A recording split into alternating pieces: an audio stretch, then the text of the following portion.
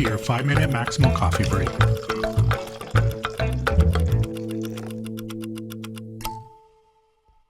Today we're going to talk about how do you stop and start a Maximo Managed pod. There are a few ways that this can be done. The first way is by using the Mass Administration Suite page and going into the workspace and simply turning off the bundles or pods that you have enabled. By default, they'll likely be set to 1, and you're changing that value to 0. In some cases, it may be greater than 1 because you may have more than one pod representing your UI or your cron, but you're simply taking that value, changing it to 0, which will turn off Maximo. The next is leveraging Tools API. Tools API is a way to communicate through the MaxInst pod, and you can issue a managed stop or a managed start. And this is typically done through a REST client. A third way is if you have access to the OpenShift Console, you have the ability to go to the MaxInst pod and simply run the shell command manage start or manage stop. All three of these methods basically are updating the custom resource definition or the CRD, and specifically within the CRD, it's changing the mode from either up or down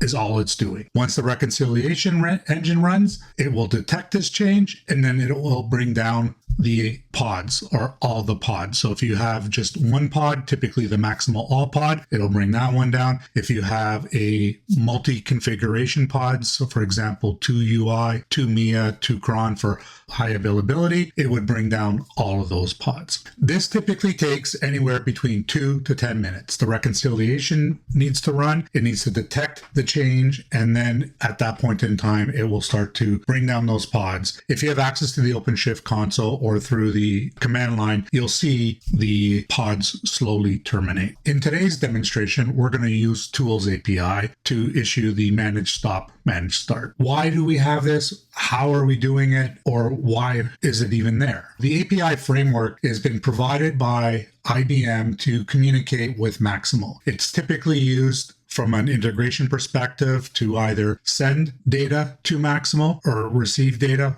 from an external system to Maximo or send data out of Maximo. In the past, this might have been interface tables. Now we have the REST API or JSON. These are just some of the mechanisms that you can use. And in this particular case, the API is used to issue the manage stop and start, and it is going to communicate with the MaxInst pod to do that. You use and work with the APIs using your browser or through a REST API client such as Postman or Swagger. In many cases, you'll have Maximo managed implementations that are being hosted by a third-party vendor, such as IBM and other vendors. Some cases, they may be hosted in a cloud infrastructure, such as Microsoft Azure or AWS. And in those cases, you may not have direct access to OpenShift, or your system or IT administrators have restricted that, but they'll give you that control to stop and start the application. And API or Tools API is usually the recommendation for that. This is not something that you give access to everyone. So in order to be able to create API keys and or leverage an API key to perform this stop start function, you need to make sure that that user by default is part of the MaxAdmin group. You can define other administrative groups, but out of the box, it's the MaxAdmin group. And within that MaxAdmin group,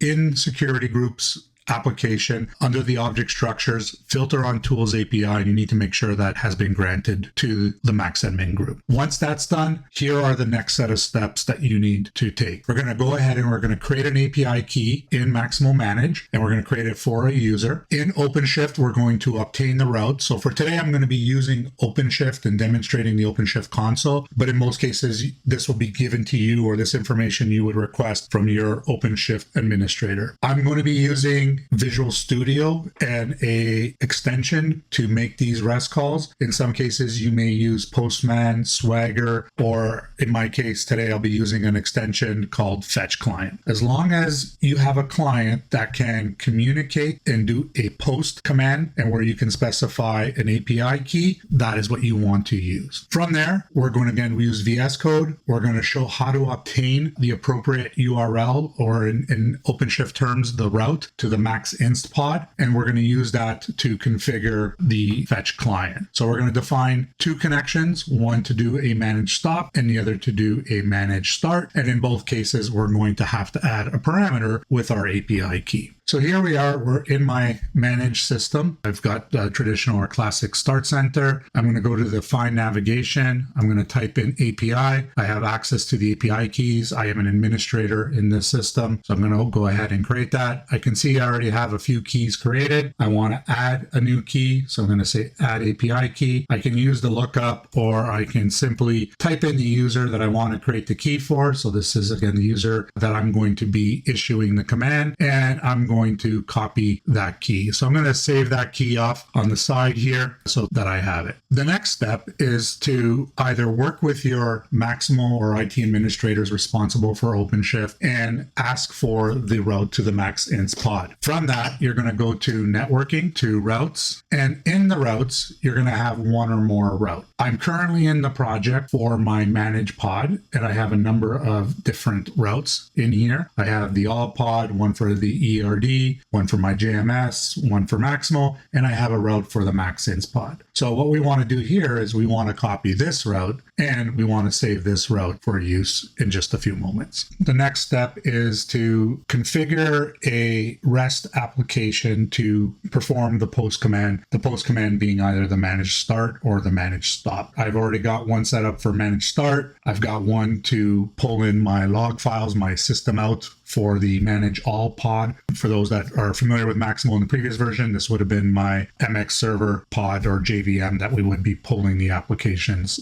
from, or the logs from. What I want to do here is I want to create a new request. Within VS Code, you can have a number of extensions. I have Postman. It's just I don't have it currently signed in. I'm going to use this simple, easy to use to create a new request. So I'm going to go ahead and click on new request. It's going to request a URL. So I'm going to take that URL that I copied from the route, or that was given to me by my IT administrator, Maximo administrator, and I'm going to paste that in here. The next piece that I want to do is add to this. We're going to add tool service / manage stop. That is the service that we're going to call and the script that it's going to call for stopping of the pods. I do have a link to the documentation that explicitly calls this out, so don't fret. It'll be in my presentation. You can take a look at that. I've now pasted in. I don't want to get, it's a post. I want to send this. So that's another key area that people tend to forget. By default, when you're typically making a request, it's to do a get. You're trying to get something from that. In this case, we're trying to post. We want to push to the MaxInst pod a manage stop command. Then within the header, you'll typically get a number of default parameters. You can take the defaults, and then the next thing I want to do is I want to add my API key. So I need to add a new parameter called API key, and I want to copy that key into that new parameter. This is how Maximo and the MaxInst pod is going to verify that the user that's making this request has the authorization. Now that I've done that, I have everything that I need to send and test my connection. I'm going to hit send. It's going to make that connection. And if the connection was incorrect, it would be, I would not get a 200. A 200